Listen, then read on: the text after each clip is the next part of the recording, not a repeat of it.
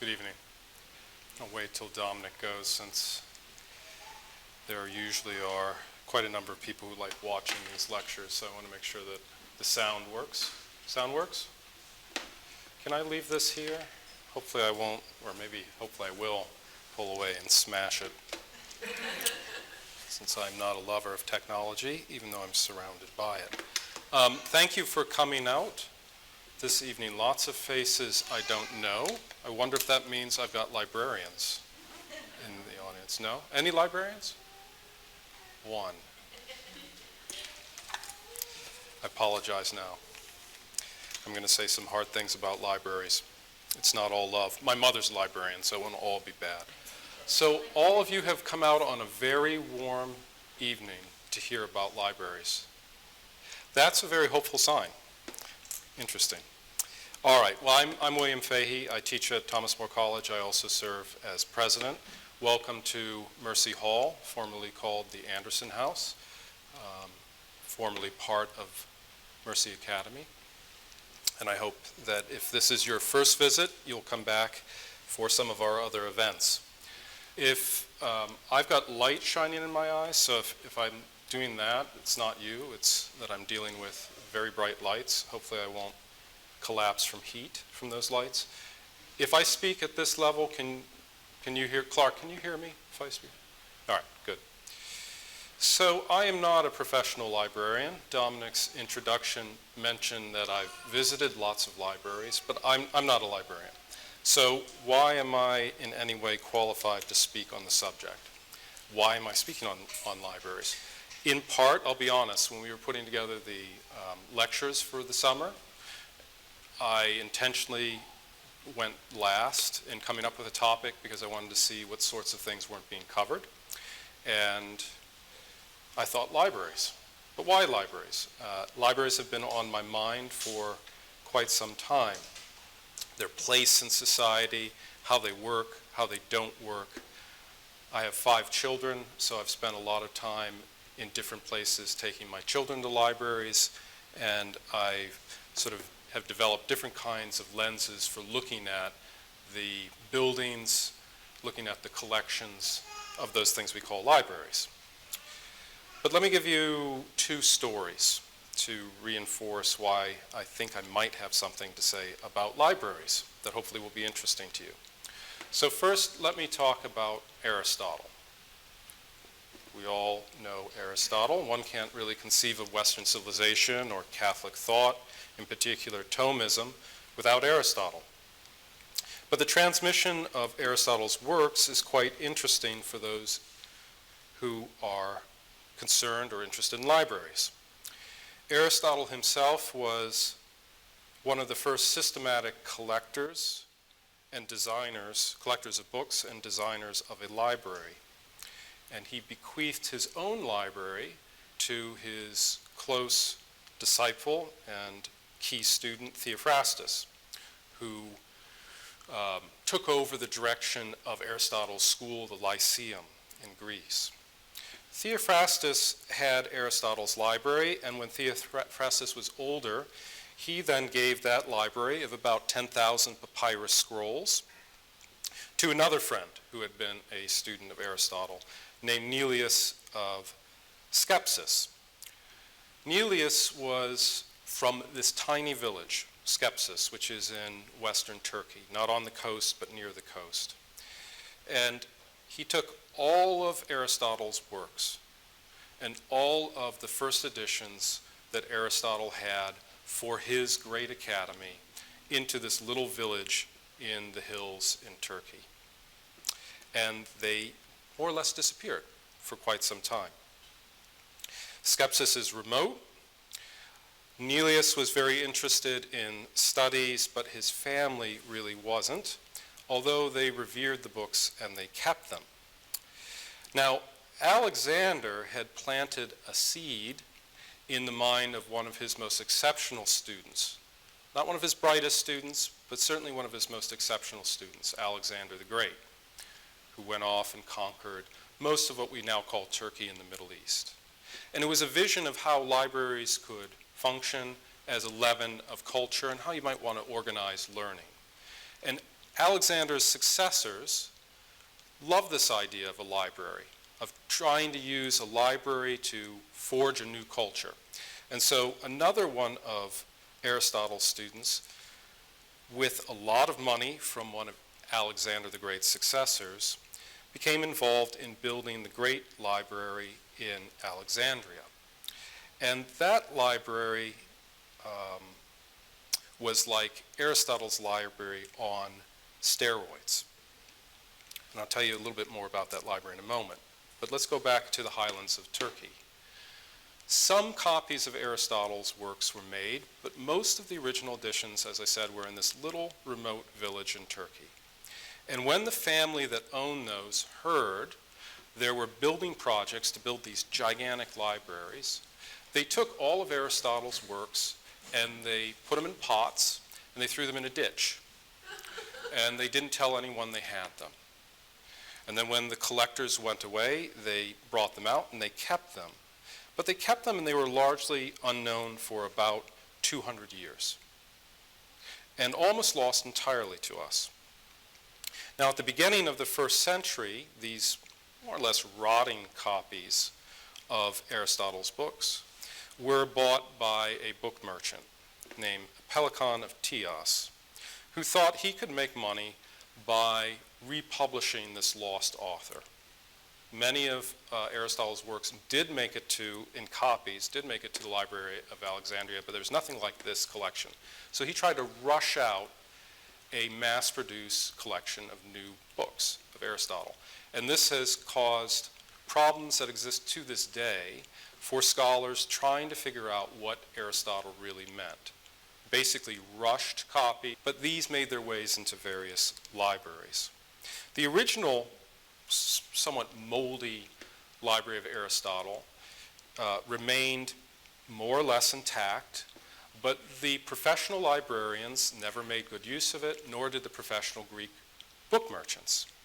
It basically took a somewhat thuggish Roman general who thought books are pretty nifty and smart people have books around them. Sulla was his name. When Sulla conquered Greece, he transferred all of Aristotle's books back to Rome, and he arranged in his household for a man to edit them all. And the man he brought in was another Greek. It was a Greek, in fact, who claimed he was of the school of Aristotle, who very patiently edited the works of Aristotle for this initially home library of the Roman general Sulla, who was in no way a scholar, but appreciated and valued books and wanted to have the best books for his private library. The opportunity of putting all those books in the Library at Alexandria moved no one. And as a result, the secret library, the little family library in the Greek highlands, meant Aristotle didn't have much of an influence on Greek thought for nearly 2 centuries. And most of his most important works, or at least what Aristotle thought his most important works were, which were scientific works, were lost to the Greeks and only later restored in the 1st century. Now I'm going to come back and use that story as a sort of touchstone for some comments later. Second little story, more about me. I was born in 1967. Next week I turn 52. That means I am perfectly situated to give this talk because, like anyone who's in their mid-50s, I'm perfectly situated between 2 big generations. The boomers on the one side and Generation X on the other. Not really part of either of those groups. I participate in both.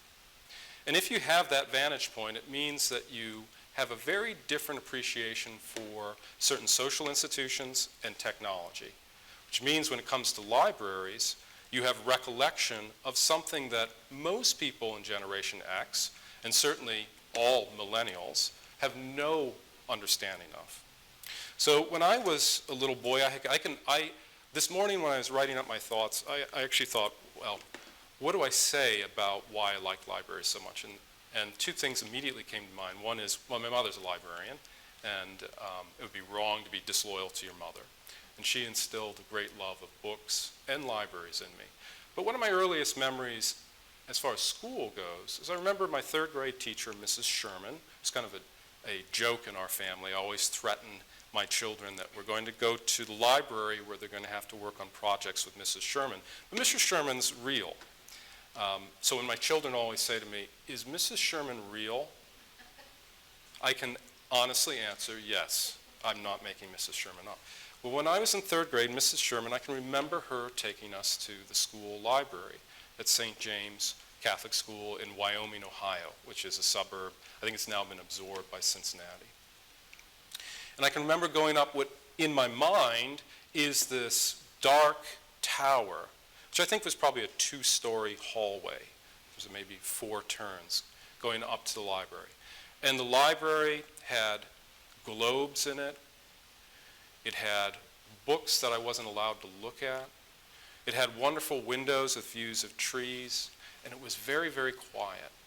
And I have the happiest memories of whenever we as a class were allowed to go up or taken up to work in the library. That very much formed my imagination early on of going to the library, as did the local public library.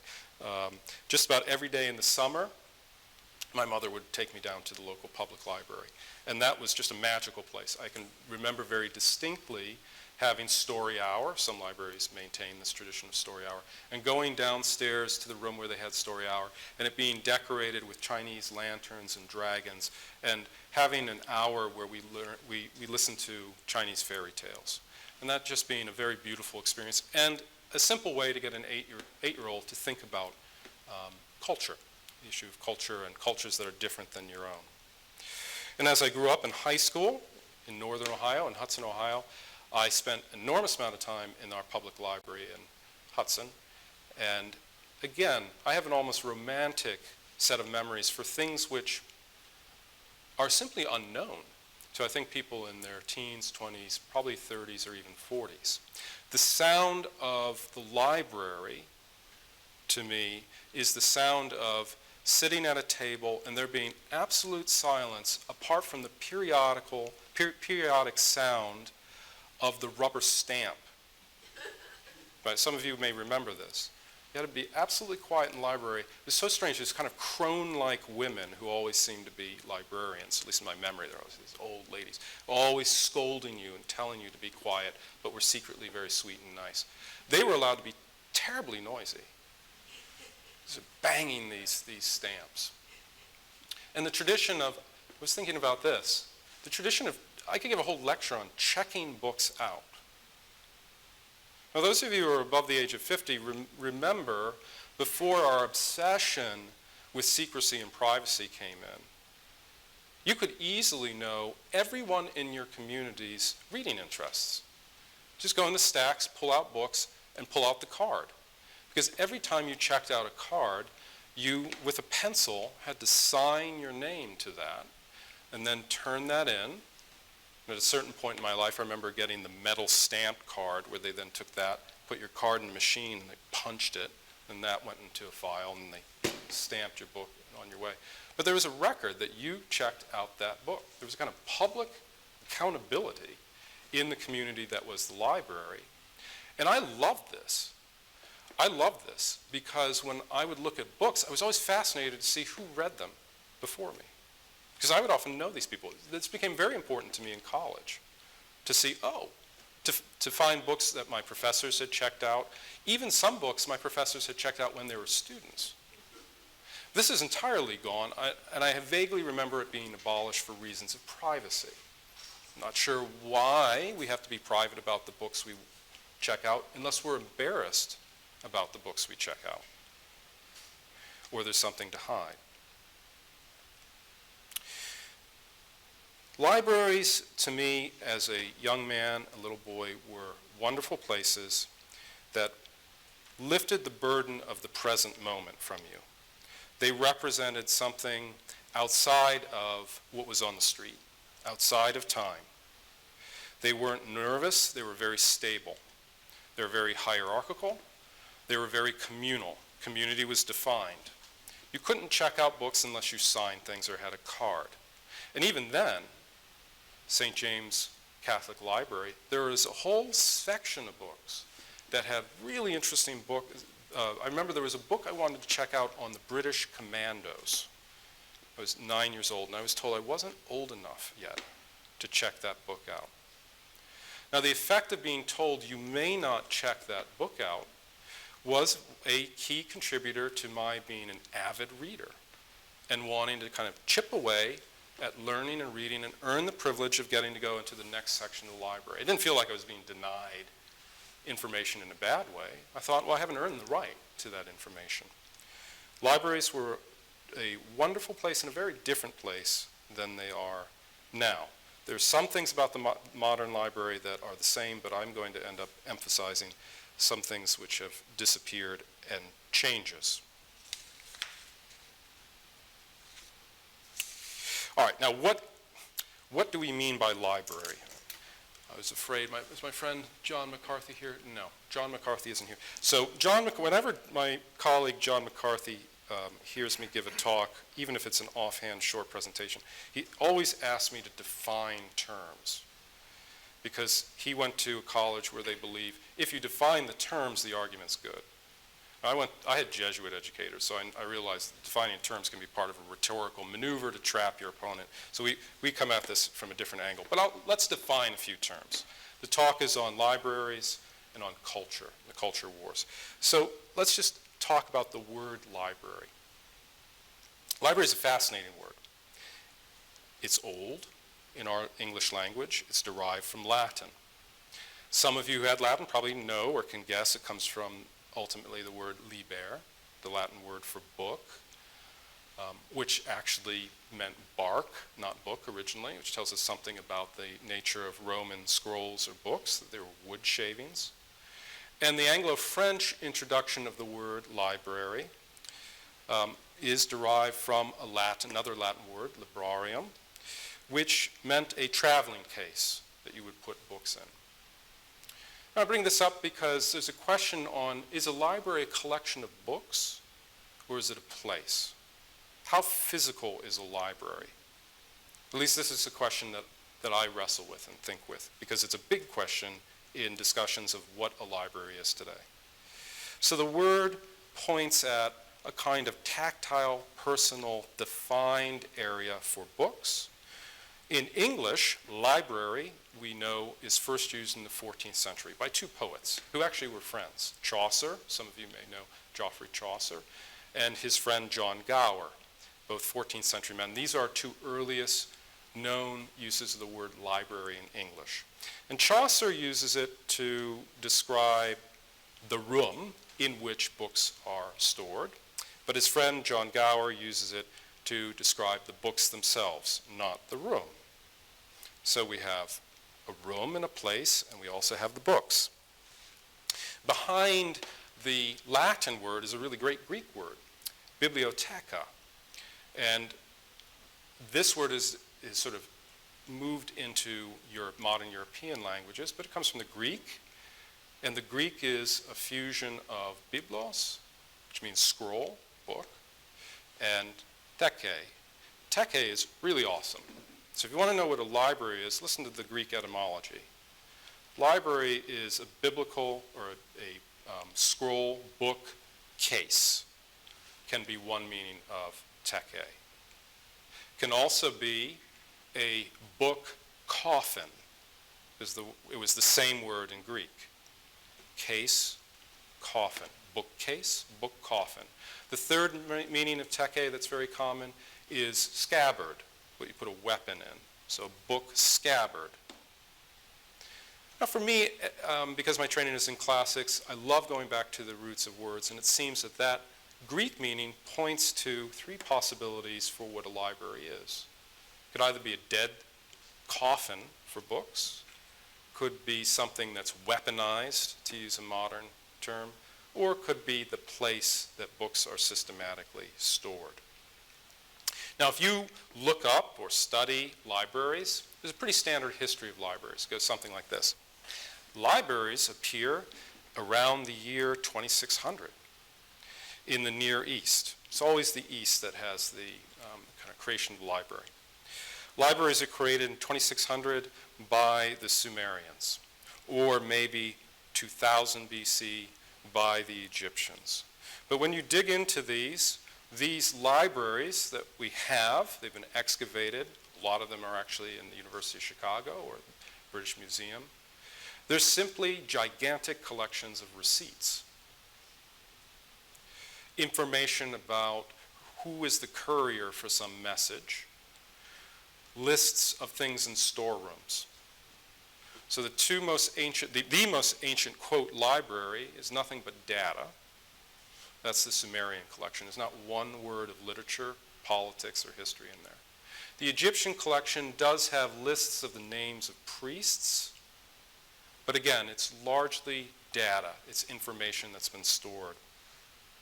The standard history will then point out, well, the next great library was found in the 1850s during the excavation of the palace of Sennacherib, when 30,000 tablets of Ashurbanipal were discovered. So a great, again, another Near Eastern library. But of these 30,000 tablets, 29,990 are financial receipts, government tax records. 10 tablets out of all those 30,000 have anything that would interest you. If you've ever heard of the Epic of Gilgamesh, it's on the bulk of those 10 tablets. There's 10 tablets out of 10, not 10K, 10 tablets out of almost 30,000 that have anything to do with the human spirit. I would not say that these are the origin of libraries. Those are the origin of data collection, which has a kind of antiquity and is interesting for people who are pushing libraries as places to aggregate and collect data. There is some antiquity to that, but that's not what I mean by a library. I mean, as I said before, the creation of Aristotle, the systematic collection of works used for intellectual and moral formation related to learning in a school, the centerpiece of the Lyceum. And as I said, the initial collection of Aristotle was the inspiration of Western civilization's most famous library, which is the Library at Alexandria, which I'll comment on now. The Library of Alexandria, as I said before, was the creation of one of Aristotle's students. He barely knew Aristotle, but he had gone to the Lyceum. And he was paid a lot of money by King Ptolemy to develop this notion of a systematic collection of books for the sake of moral and intellectual formation. And what he created was the museum in Alexandria, which had a library with it. And so when you hear about the Library of Alexandria, really what you're hearing about is the museum. It's a pretty interesting place. The museum had lecture halls, it had a dining hall, it had a visitor's center where you could stay for months if you wished. It had rooms for dissection, it had a zoo, it had botanical gardens. It was like a giant research center. It also had attached to it a library for literary, philosophic, scientific, religious, historical texts. And it was very ambitious what they attempted to do. These are Greek speakers. They had a Greek collection was the centerpiece, but the goal was to collect every known published work in the world and to centralize it, have it all there in one spot so that people could refer to it. And it's, at one point, by the first century, it's thought that there were 500,000 works there. Works in Greek, works in Latin, Persian, Assyrian that had been translated into Greek, works in Hebrew. There are even Buddhist texts from the Far East that were there. Again, the idea was to concentrate learning and have a massive research center, part of which was the library that stored those works. Again, I want to emphasize, however, though the library in Alexandria is Aristotelian, it's not like the Lyceum. It's not like Aristotle's library or his school. His school had a few dozen people, and only those people had access to those books. It was not a gigantic, public, concentrated research center.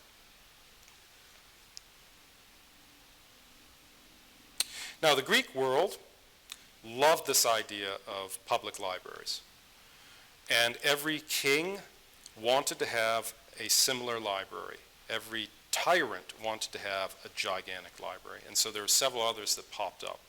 but the greatest remained Alexandria. But there was a problem with this concentration of information, and it's the problem that always comes when we institutionally concentrate things and try to build out something that's large and powerful. It may become large and powerful. It's also very fragile because it's in one place.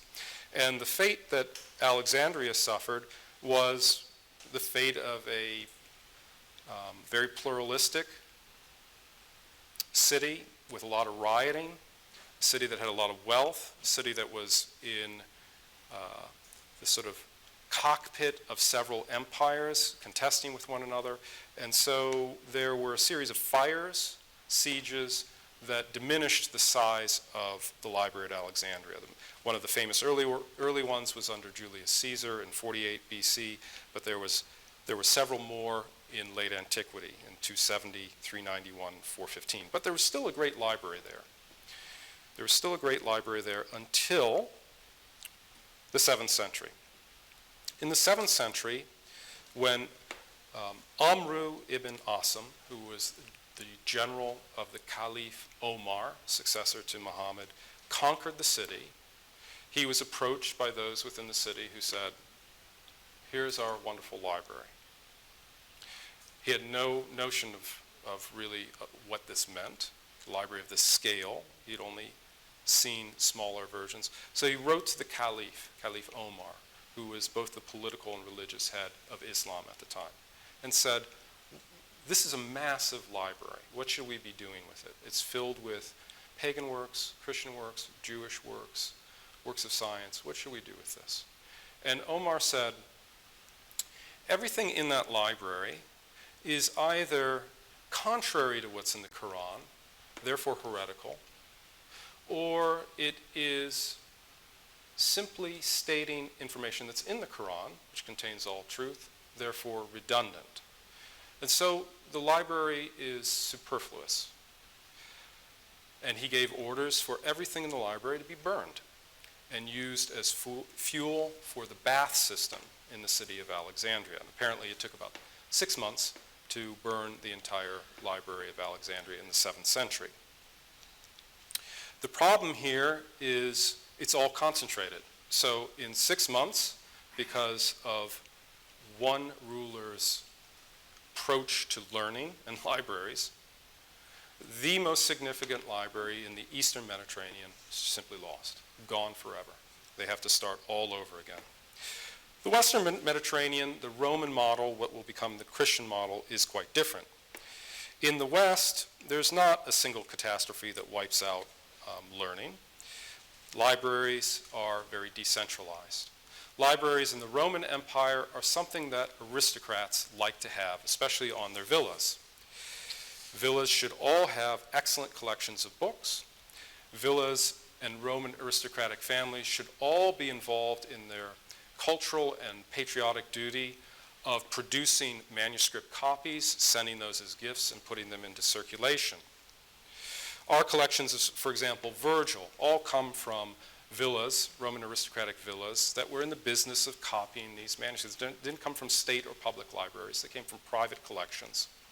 And this tradition is taken over by the Benedictines directly, because the Benedictine monastic model is very closely modeled on the ideal of the Roman country gentleman in his villa. So many of the things that were in the villa, many of the ideas of self-sufficiency, of having a certain kind of community that's ordered in a certain way, are derived from the Roman aristocracy. Now, I simply want to emphasize the old Catholic appreciation that most of us are taught in school for the monks saving Western learning is very true, but again, that tradition is sitting squarely on a Roman aristocratic tradition. The libraries that sustained Western civilization in the West from the 2nd century until the invention of the printing press were very, very small. And it's worth meditating on this. Small but fiercely loved. There's a 12th century saying, "A monastery without a library is like a castle without an armory." Again, we have this image of the library and learning as a kind of weapon for defending a culture. But they're small libraries. It's like the 2 finest libraries in England. in the 12th century. The Library of Durham Priory and the Library of Canterbury associated with the cathedral. Durham Priory had a total of 300 works in its library. Canterbury, the see of the British Isles, or at least of England, had 200 volumes in its library. That's it. Ancient famous libraries like Monte Cassino might be in the low thousands, but this was very rare. If we go to 13th century Paris, we think of St. Thomas Aquinas. What did he have at his disposal? When St. Thomas is lecturing to students and expects them to go to the library and read, how many books at the end of the 13th century are available at the University of Paris? High watermark of Western civilization. If you feel warm when you hear the words Thomism, Thomism rests upon a university library system where a university like the University of Paris has 138 books that can be lent out to students to read. It has more in some of the religious houses, but it's a very small number compared to the numbers we think of now as being necessary. And if you think of the achievement of Western civilization with libraries in these numbers, that's rather impressive and worth considering. The greatest technological change to affect libraries, at least prior to the internet and social media, was the printing press. The historian and librarian of Congress, Daniel Borstein, calculates that prior to the Gutenberg printing press, there were books in all of Europe numbering in the thousands. It may have gotten in the low tens of thousands. By 1500, there were 10 million books in print. So we go from all of Europe, 1,400 years of preservation of texts, the total content of books in the thousands, maybe in the tens of thousands. Printing press, within a few decades, has brought the total number of books, the estimate is up to 10 million. And major libraries now would hold tens of thousands of individual titles. But that technological shift, unlike the technological shifts today, I believe, only deepened what I believe is the tendency of Western libraries towards decentralization.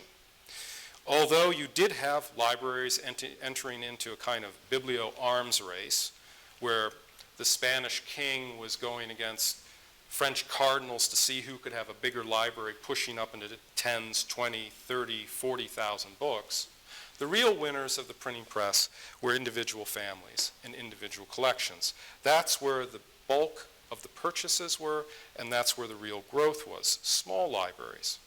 If we turn to our country for a moment, on the Mayflower, imagine whatever you have in your mind about the Mayflower, the Pilgrims, whether they were dowdy, adventurous, religious zealots. Most of you have seen the size of the Mayflower Ship, or a model of it. It's not much bigger than this floor. In fact, it's about the size of this floor. Everyone's packed on that ship and is going off to a strange place, and they can only bring a certain number of things with them. Many of them are faced with the choice of, do I bring books or an extra set of clothing? In almost every instance, they chose books. William Brewster brought 400 books. That's one pilgrim. He brought it's probably the largest collection, but he brought 400 books in the Mayflower. He didn't know what they were coming to. I think I'm bad. My wife thinks I'm terrible when we go on trips and I take half a dozen books. Imagine getting on the Mayflower 400 books. In Jamestown, after the initial catastrophe of Jamestown, when they write and they request a new minister in 1620, they tell the minister, you don't need to bring your library. So many people have died and they've left their books to the community. We have hundreds of books to give you when you come over. You'll have the communal church library ready when you arrive. Books were very, very important. But again, the scale was small. The idea was everyone should have a library.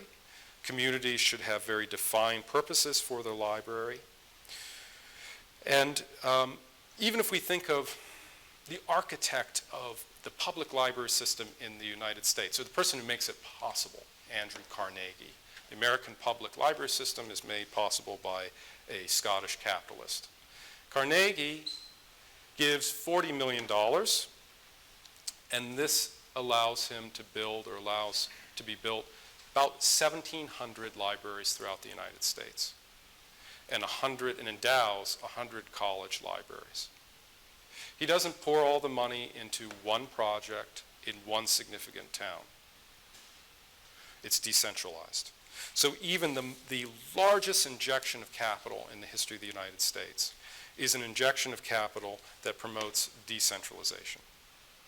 Now, I think in the history of libraries, there's this tension between massive scale research project and decentralization. But I believe that the dominant tradition in Western civilization is to love the idea of a library, but a very communal library, a very personal relationship to the library. Now, what's been happening over the last 20 years is different. Now we are interested in things like the digital public library movement, or perhaps the greatest undertaking, the undertaking of the University of Michigan and Google to digitize every book and make it all available. Internet archives. I don't know if any of you use these things, but most scholars do. And I can remember being in graduate school when this occurred, and the promise being everything is going to be digitalized so nothing will ever be lost again. Of course, it's all going to be digitized by one big corporation and one major university, but that's okay. We'll all have access to it, and so you don't really need to worry about individual books. I brought some things with me. Here's an example of one of the casualties to the digital. This is G.K. Chesterton's book, William Cobbett. It's not Chesterton's most important book, but it is an important book, and it's a very interesting book.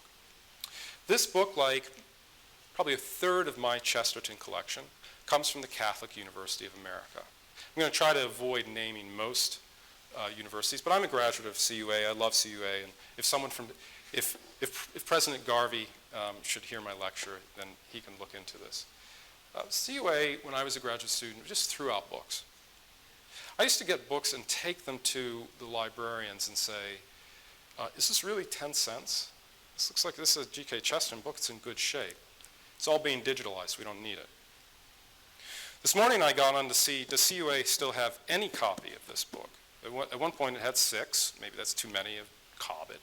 Right? It has 1 now in the rare books room. In all of Washington there are 3. In all of New England there are about 18. In all the New England states there are 18 copies. That's okay because it's all digitalized.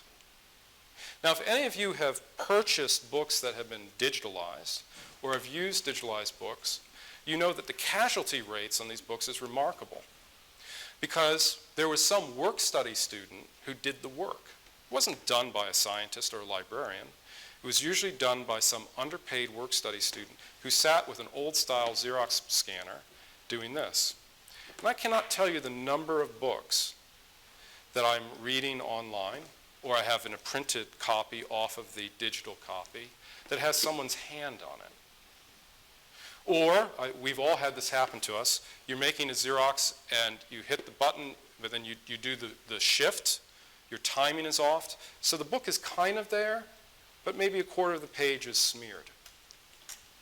No checking has been done on this. Lots of promises of checking, but I would say every time I give a talk or write something where I use digital books, I find a mistake, where a page is lost to me. And major research libraries got rid of books based on the promise that we'll concentrate on all the stuff through the digital, then it'll be available to everyone, and then it will be okay. Well, it hasn't been okay. When we break from the decentralized tradition, it typically is not okay. Again, the argument is usually information is growing so fast, there's so many works, there's so much knowledge, we don't have rooms in our libraries anymore. Now I'm going to ask you to do a number of experiments. One of them is I challenge you to go to whatever is your local public library and look at the shelf space. Most of the books are gone. compared to the books that were there 10 years ago in most of the libraries I know. They're just gone. What's the shelf space for?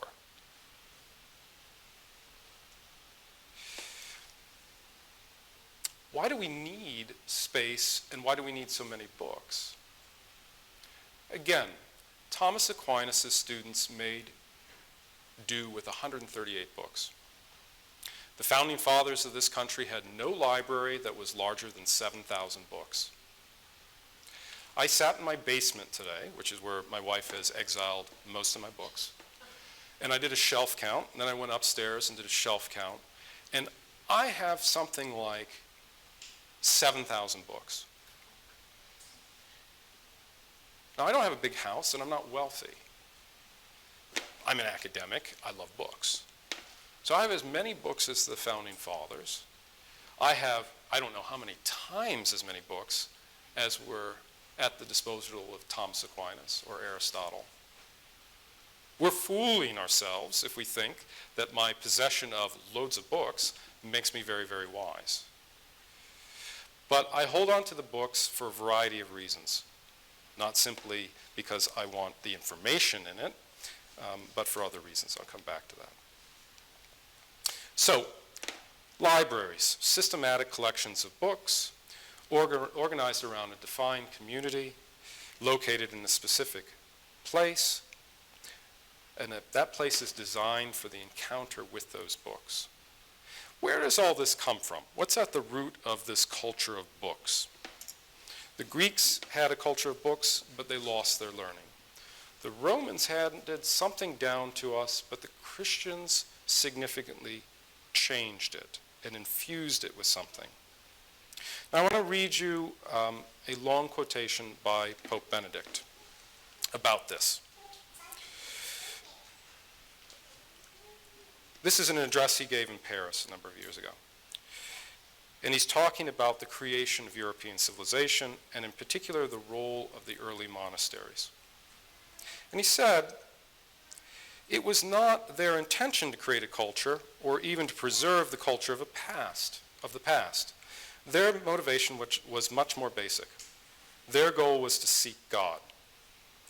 Amid the confusion of the times in which nothing seemed permanent, they wanted to do the essential, to make an effort to find what was perennially valid and lasting, life itself. They were searching for God. They were searching for God because they were Christians. This was not an expedition into trackless wilderness, a search leading them into total darkness. God himself had provided signposts. Indeed, he had marked out a path which was theirs to find and follow. This path was his word, which had been disclosed to men in books, in the books of sacred scriptures. Thus, by inner necessity, the search for God demands a culture of the word. Because the biblical word of God comes towards us and we towards him, we must learn to penetrate the secret language of books, to understand the word in its construction and in the manner of its expression. Thus, it's through the search for God that the secular sciences take on their importance. Sciences which show us the path toward language. Because the search for God required the culture of the word, it was appropriate that the monastery should have a library, always pointing out pathways to the word. So Benedict makes an observation there that libraries are particularly unique to Christian communities because of our relationship to the Word, which is Christ, and the Word, which is Scripture. And that makes Christian civilization very different when it comes to books and the storage of books. Now, I'm going to skip some of my talk. Maybe I'll come back to it in discussion, if some of you stay for discussion. But I want to now turn briefly to modern libraries and some of the major problems in modern libraries.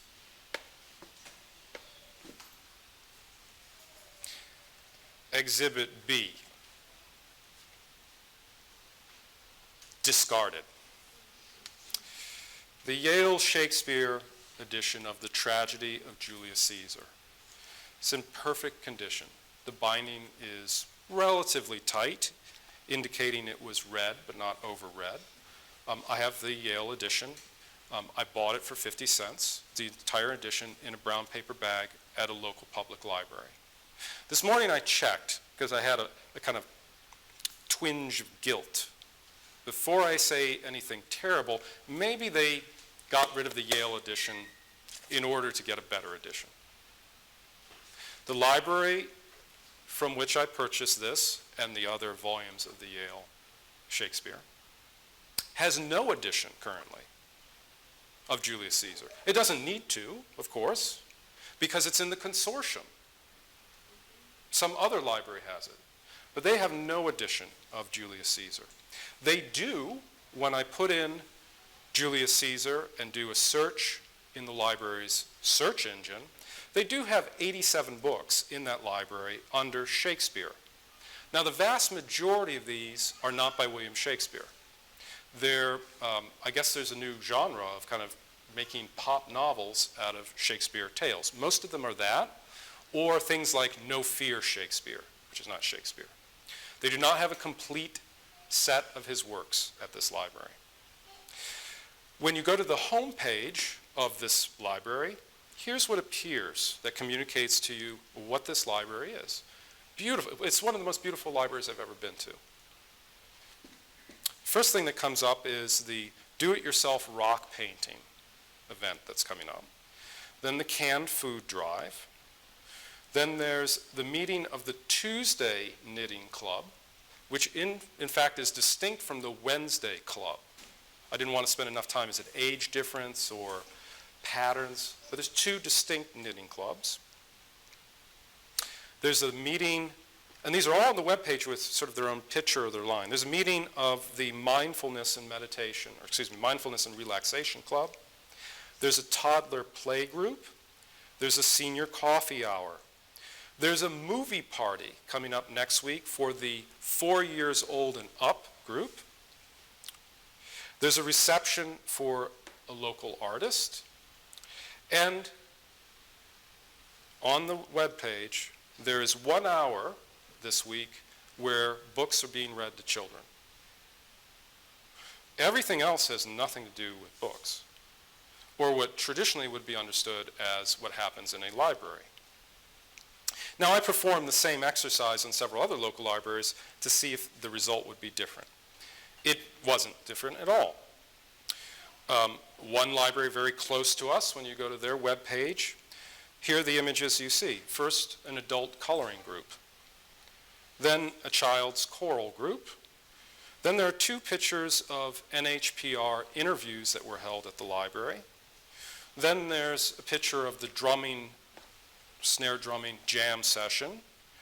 And then there's a picture of a child who looks to be about 2 or 3 years old, putting his finger on a tablet. That's it. That's the full cycle. I watched it twice. Of when you go to the landing page, that's what a library visually means. When I go to the consortium, which is a consortium of about 12 libraries, 12 to 14 libraries in the most populated part of southern New Hampshire, and I start typing things in, here are some things I discover. When I type in Romeo and Juliet, it takes until the 6th entry to find the play. Again, popular novels instead. When I type in Robert Frost, New Hampshire, let's see if Robert Frost's, which by the way is out of copyright, so there's no price problem buying Robert Frost, New Hampshire. How many public libraries in the consortium, how many copies of Robert Frost, New Hampshire are in the entire consortium? 1. How many copies of Susan Collins' The Hunger Games? Of the book, I'm not counting DVDs or recording, 18. So the consortium has 1 copy of Robert Frost's New Hampshire, 18 copies of The Hunger Games. I'm not making an argument against The Hunger Games, but the contrast speaks for itself. Some of you may know Robert McCloskey, perhaps the most famous or one of the most famous children's authors from New England. Robert McCloskey's Make Way for Ducklings. If you've been to the Boston Commons, you know Make Way for Ducklings. The consortium, to my delight, has 4 copies left of Make Way for Ducklings. In contrast, it has 42 copies of SpongeBob SquarePants.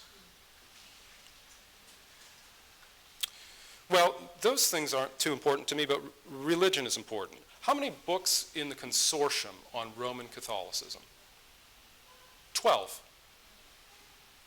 If you type in the search witchcraft, you will discover 563 books. Now, I love history, and I've been disappointed in the local library's diminishment of local history books.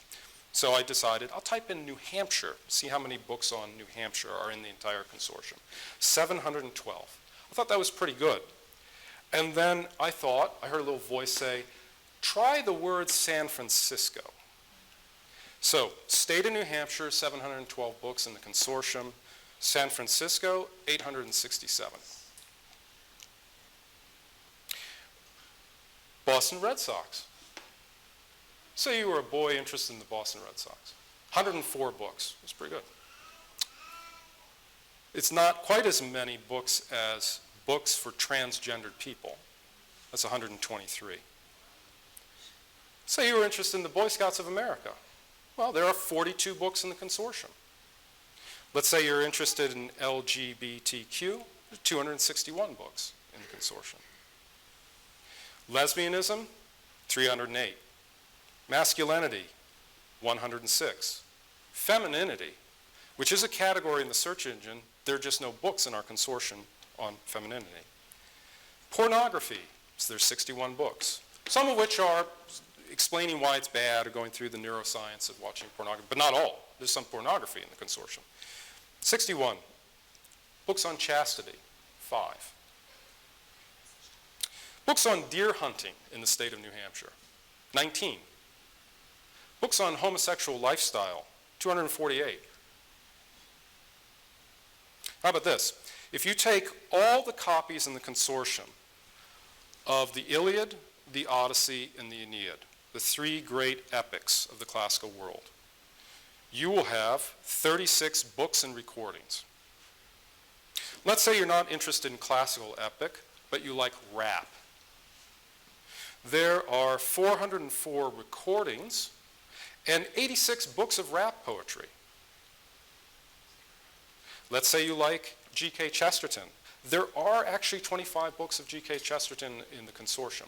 That's not quite as many as Ellen DeGeneres, who has 29 books, but at least there are 25. Only 6 books of Fulton Sheen, but if you like Deepak Chopra, there's 92. There are 47 books on John Paul II. There are 12 books on Benedict. There are 82 books on Pope Francis. If you combine all those, they're the same as all the books in the consortium on the Dalai Lama. I have nothing against the Dalai Lama. One of the courses I teach at Thomas More is on Eastern religions. But the Dalai Lama versus the 3 most recent pontiffs on significance, or Tibetan Buddhists in the state of New Hampshire versus Roman Catholics in the state of New Hampshire, who would be interested in? Presidential writers, 35 books by Bill Clinton, who wrote 5 books, 112 books by Barack Obama, who wrote 3 books, 31 books by Ronald Reagan, who has several dozen books under his name.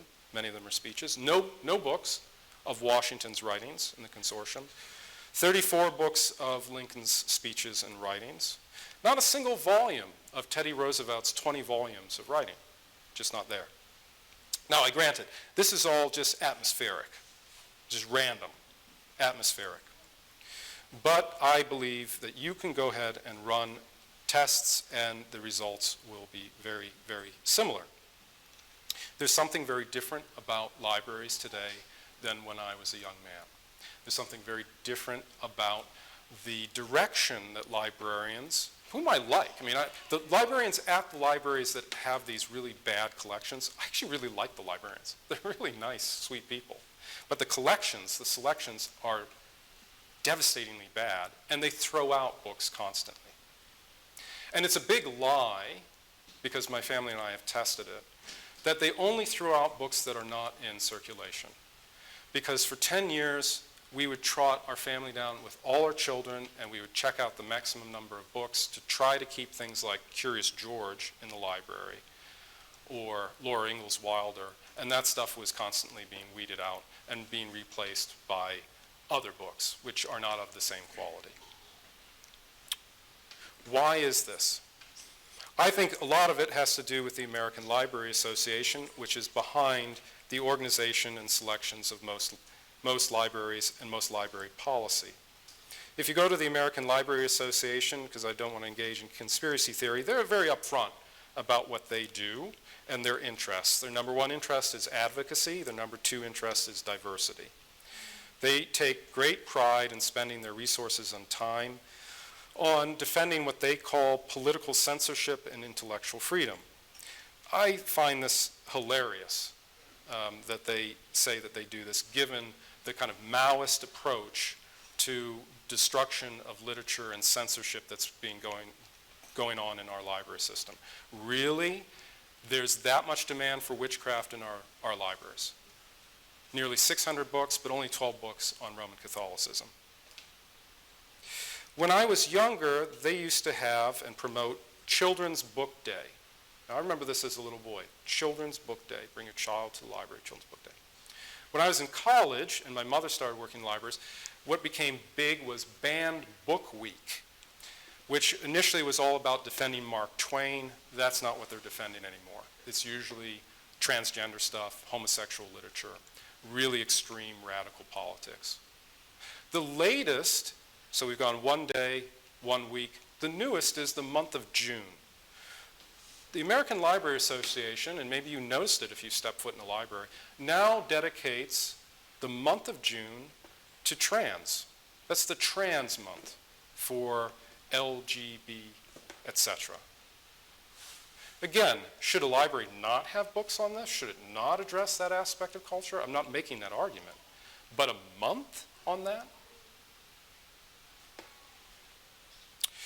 The American Library Association, that says it's a great defender of preventing political censorship and intellectual freedom, is serious in a way, in that you should know that they were one of two parties that opposed the U.S. Child Internet Protection Act, which mandated that schools and libraries which took federal money had to have filters which prevented pornography being accessible on computers that children used. The American Library Association opposed that. They lost their suit, but they opposed that. Last year, another thing that they're proud of, and so I use this as explaining their character, they got rid of the Laura Ingalls Wilder Award for Children's Literature. I don't know if you've ever read the Little House books, but Laura Ingalls Wilder was banished. She's been stripped. Her name has been stripped from that award because of her cultural insensitivity and the fear in children's minds when they read her books. I'm quoting from their own press release.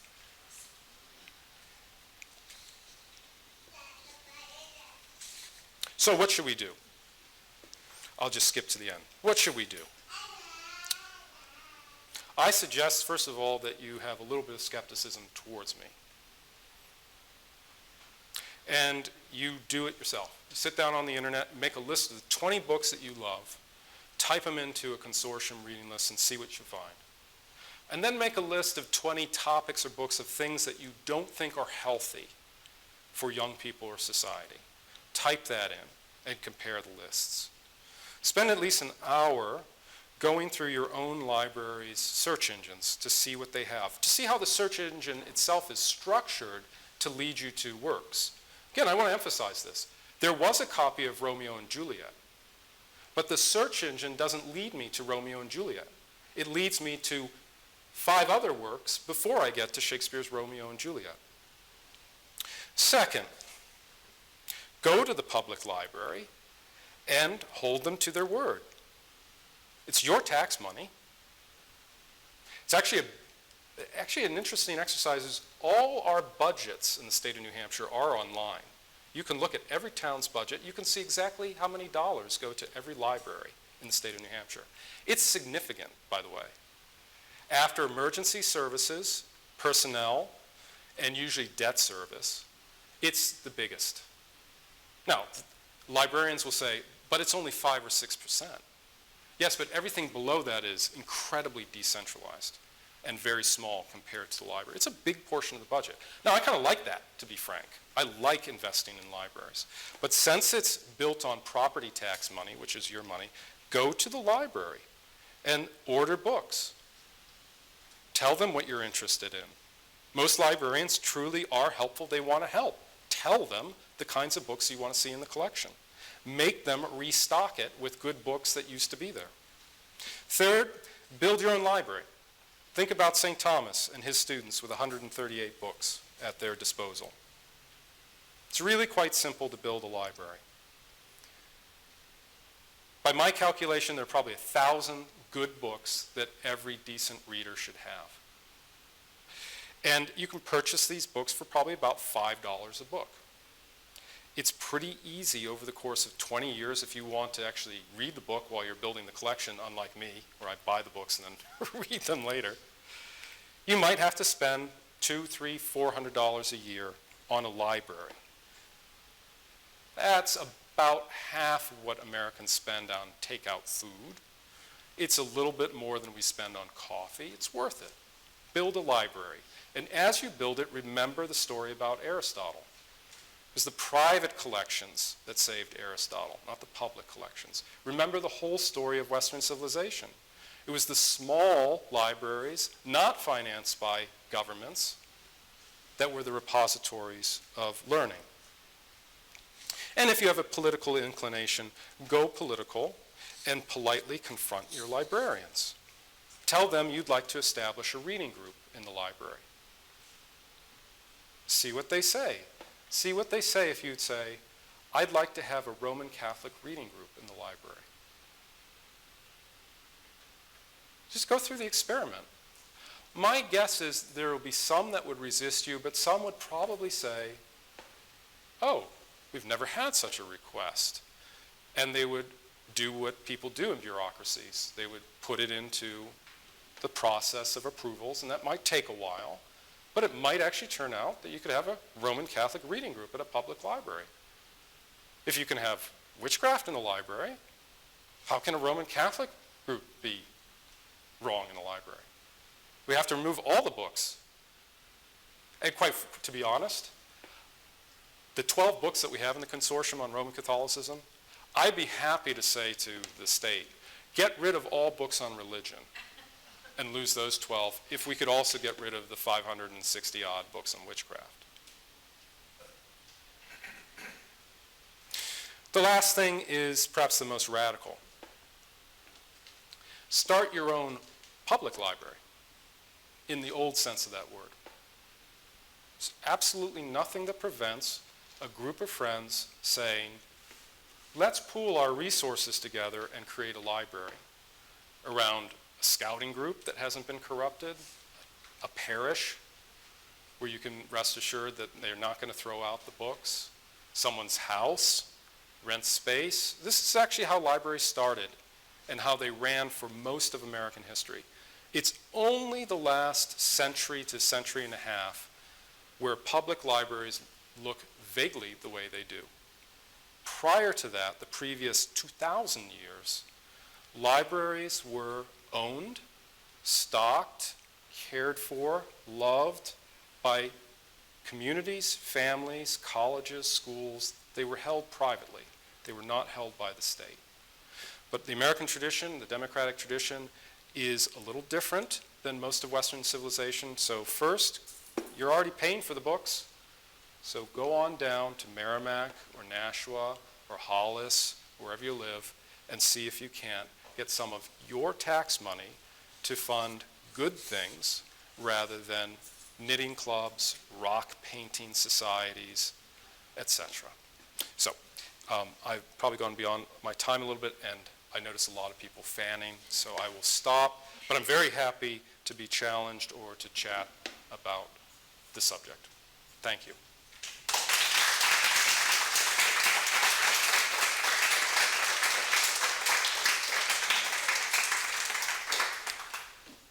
Unfortunately, we don't have much time for questions, but I am going to be putting out some cheese, crackers, and fruit, so you can stay around for the conversation.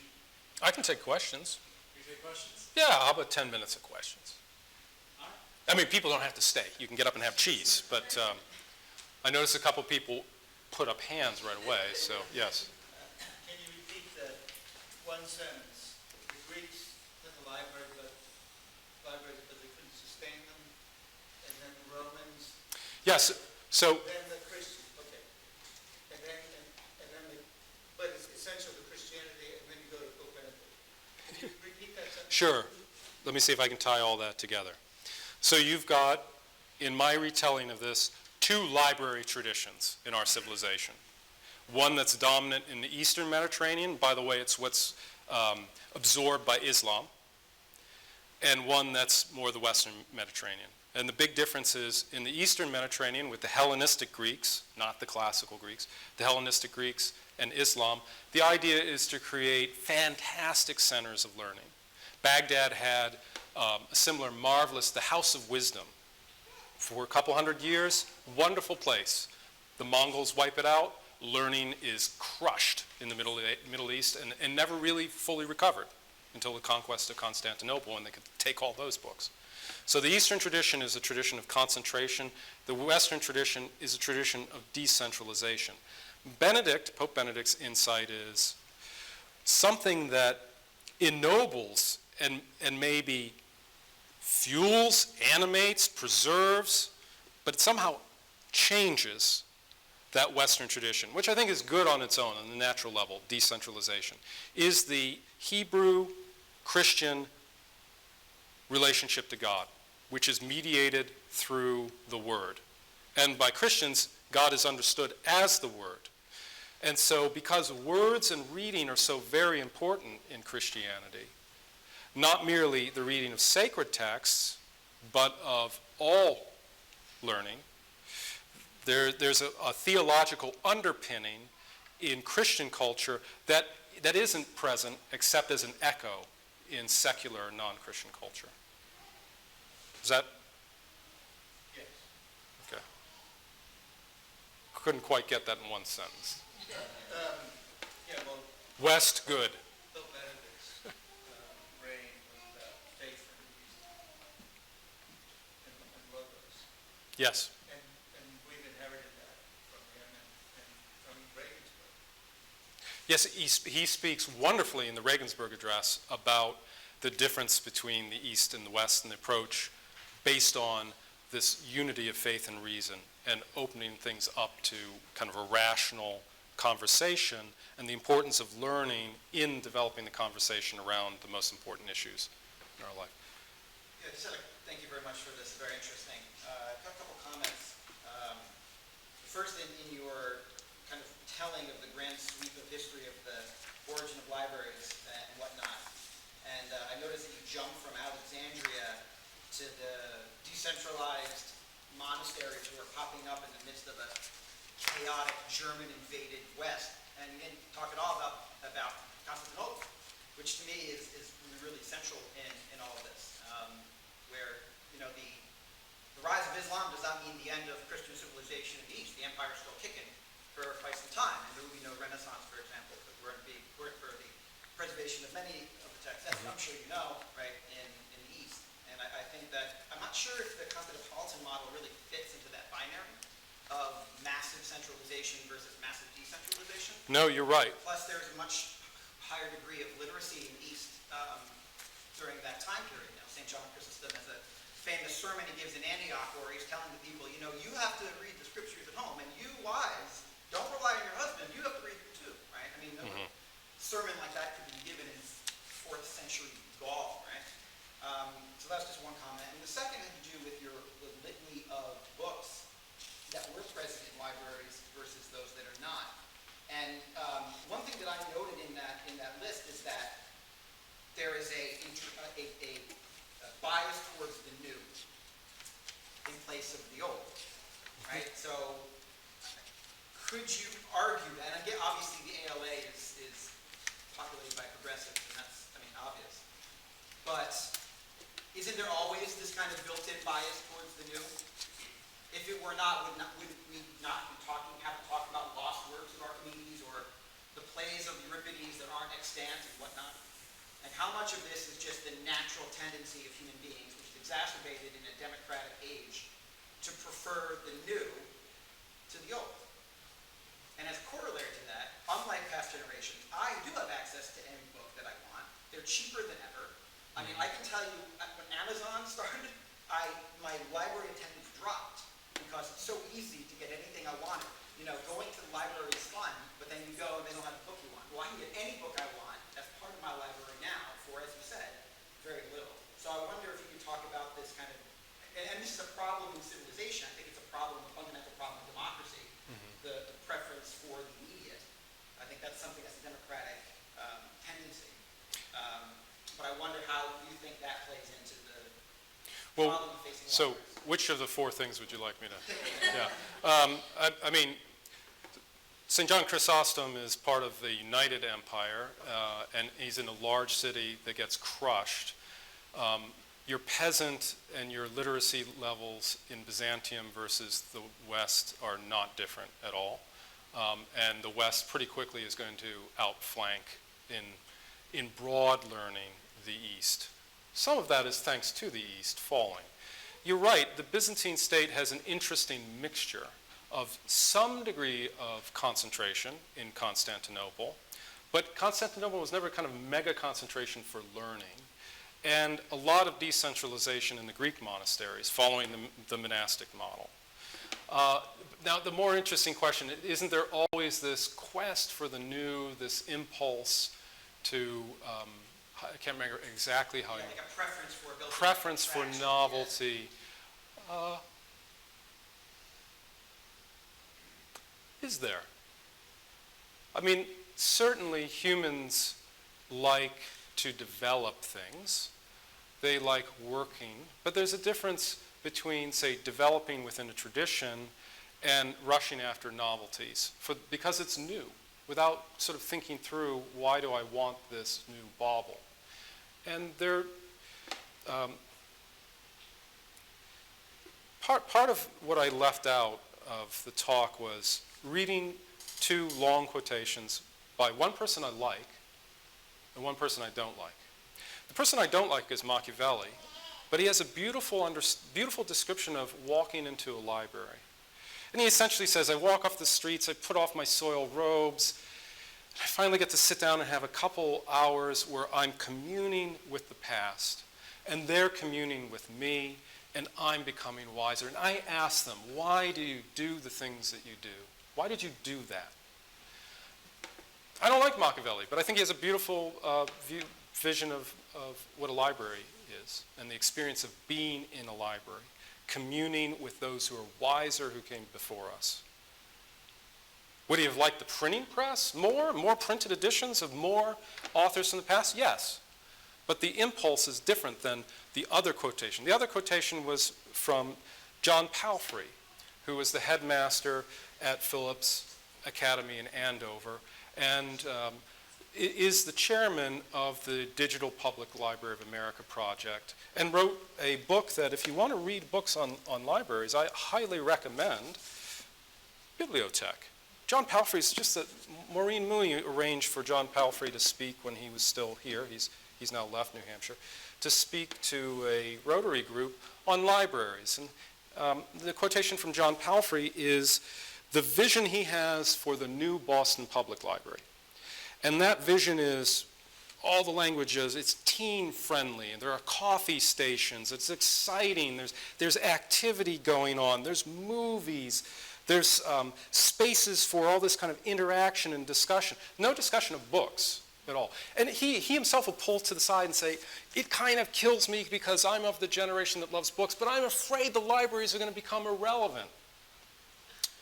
So there's this incredible anxiety that I don't understand amongst librarians who empirically, if you look at their control of budgets, talk about being squeezed academics are really good about talking about not having enough money. But if you look empirically at their budgets, they got loads of money. If you walk into these libraries, they're monuments to waste.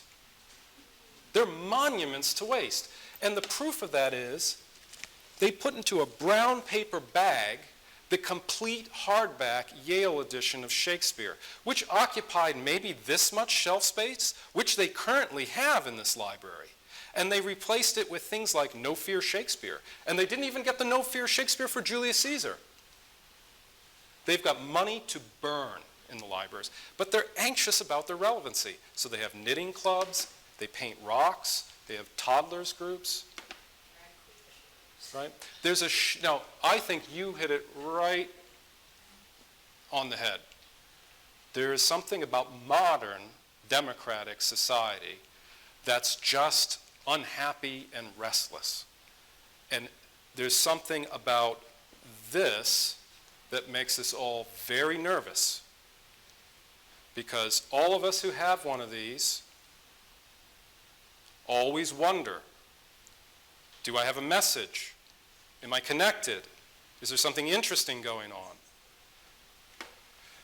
And having spent 25 years in the academy, to watch how this thing has come in and how it tracks, I'm not saying it's causal, but it tracks with the skyrocketing of student anxiety, student wanting to belong but not knowing what that means, not being able to be in any kind of normal, natural human relationship without just going out of your mind, but constantly doing this.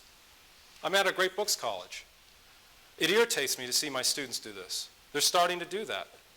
I feel terrible until I go to a state university or go down to the Harvard Library, and people are like this. It's even worse, but that only means it's coming to me. This, I've got more books right there than the Library of Alexandria. And I'm not a wise person because of that. I'm not a calm person because of that. So there's something, I can't perfectly connect it, but you add this culture to a radicalized democracy in modern America, to all kinds of problems, quite frankly, related to sexual identity and identity politics. And the libraries are a giant mirror of American society. But it's a mirror tilted by the person holding it.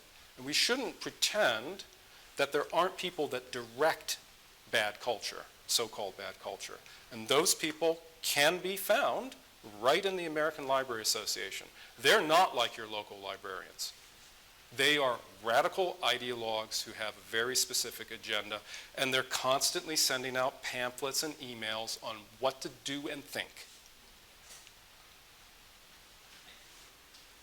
I work in public school, I'm not going to say which one, and I can observe students and what they read, and they don't read. And I bet if you went back to your search and actually got specific about the copies of the Odyssey, many of them would be the graphic novel. I'm sure you're right. That's what they read now. Yeah. At the school that I work, they read the graphic novel. They don't read the Odyssey proper.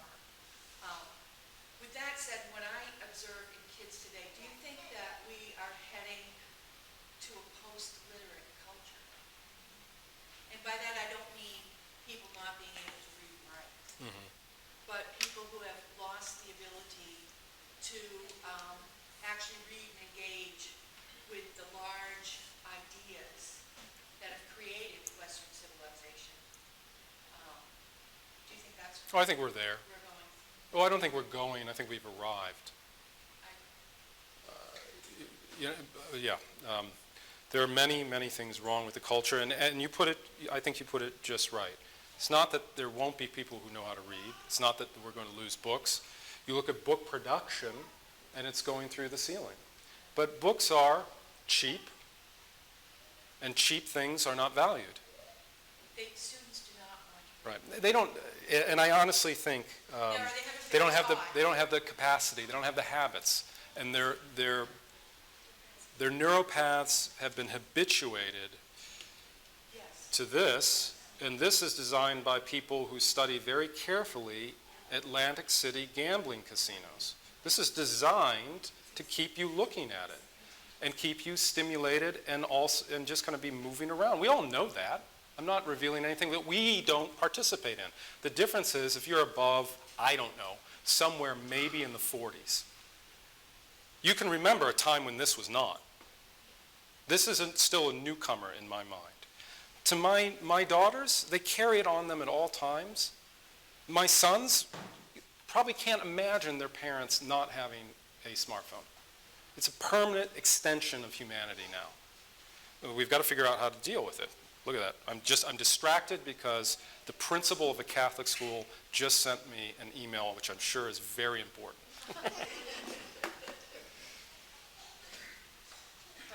As libraries expand into trying to do new things and push much more a radical ideology where children, as often ends up with children being mutilated, have public libraries run their course.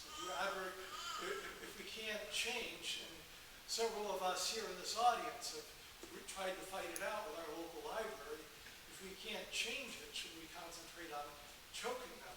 Do we need public libraries anymore? Yeah,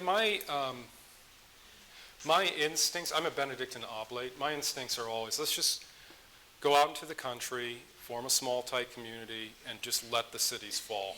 Because they're just so beyond the pale, and we'll come back later. But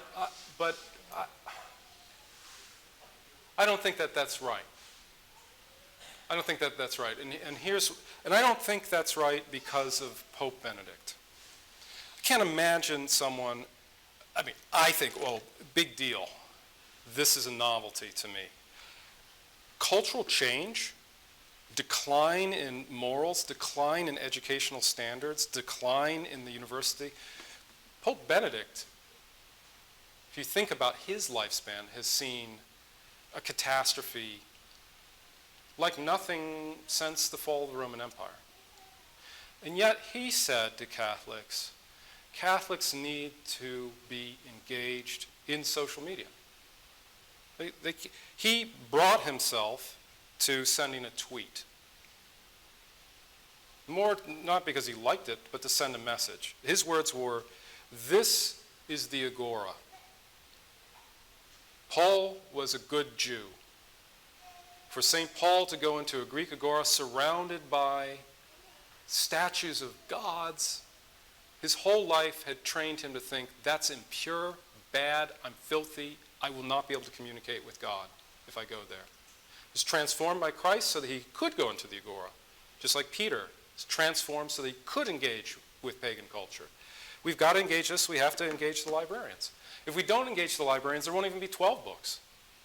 I guarantee there's going to be someone sitting in a library who's going to, like all of us who've been in libraries, find something by accident.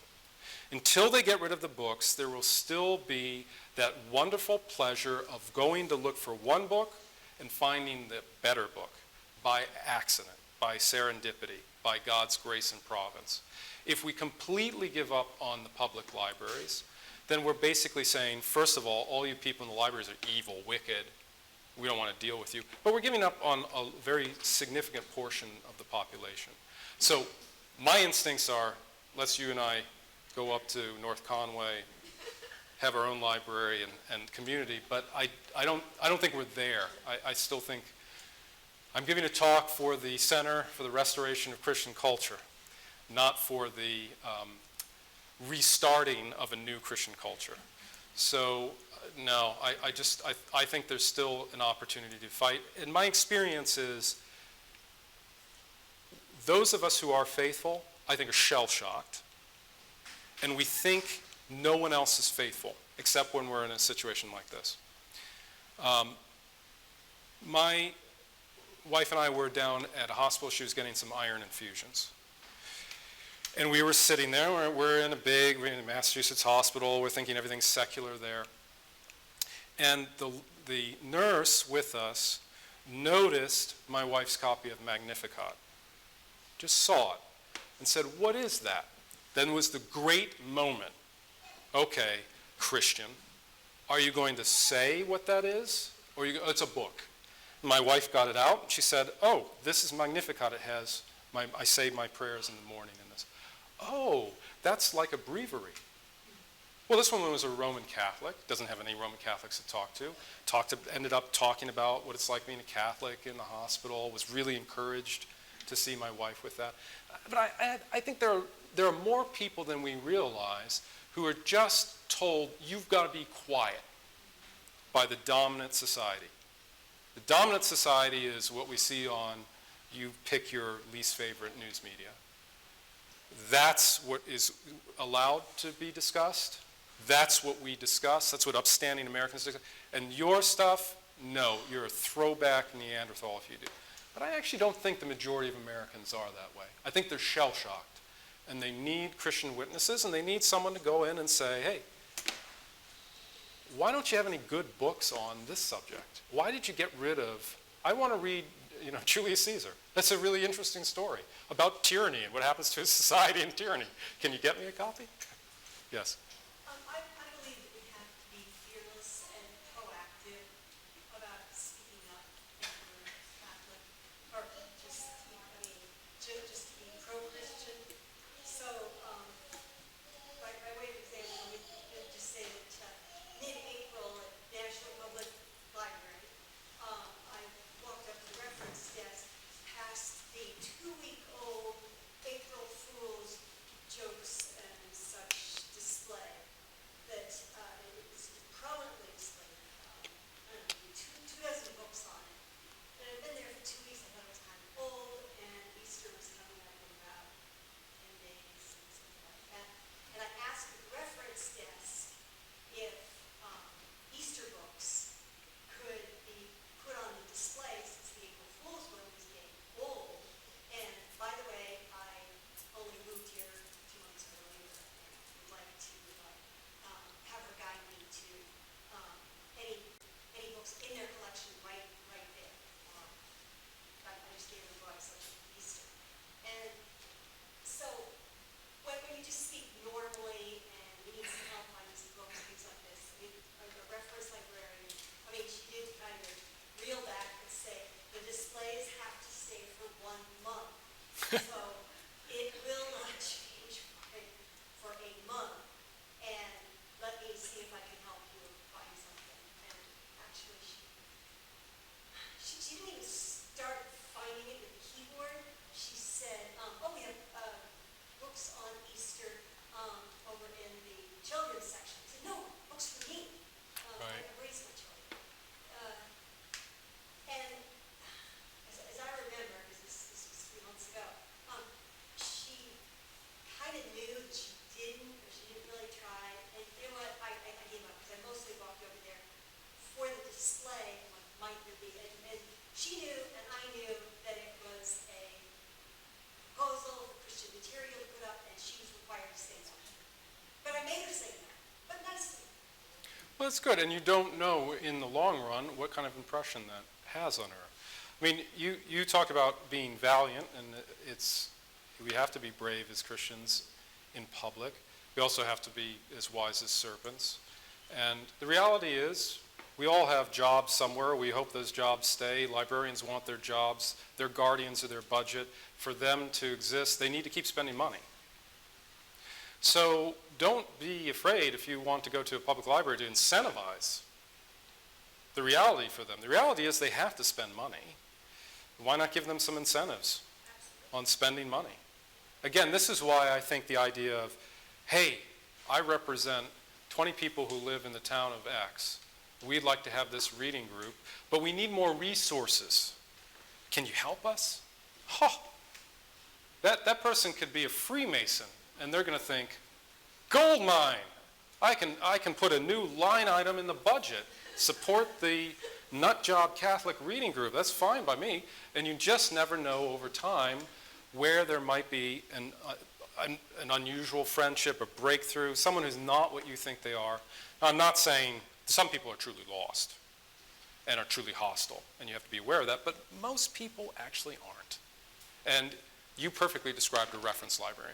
They want to go and fetch the neat book. That's what they're trained to do. They love that. They love getting a response from people, yes, we've got your resource.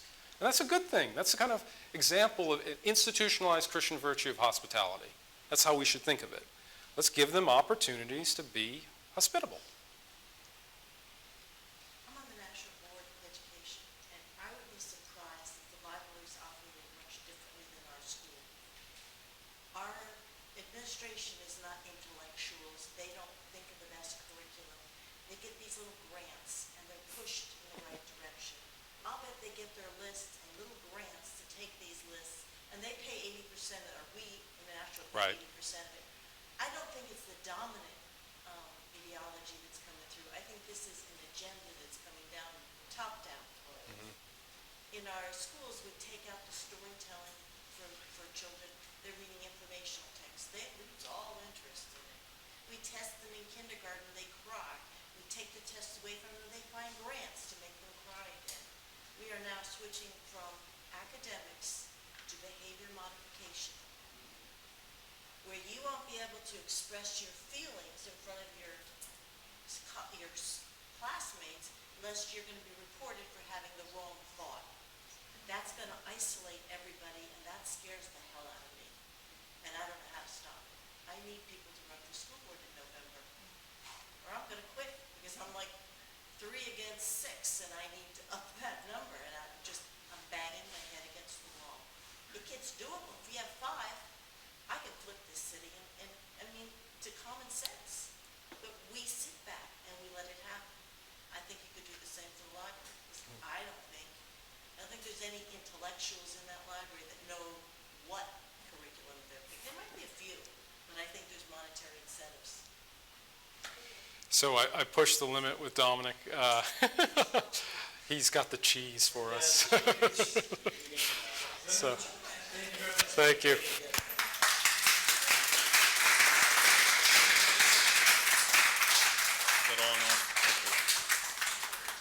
So there will be cheese, there will be crackers. Next Friday at the same time, there will be another lecture by Dr. Dennis Kitzinger, same place, right here. And this will be on the person and the common good, understanding Catholic social teaching. So if you would please join us again next week, we'd love to see you there. Now we can continue the conversation with a little bit of cheese and crackers. Thank you very much.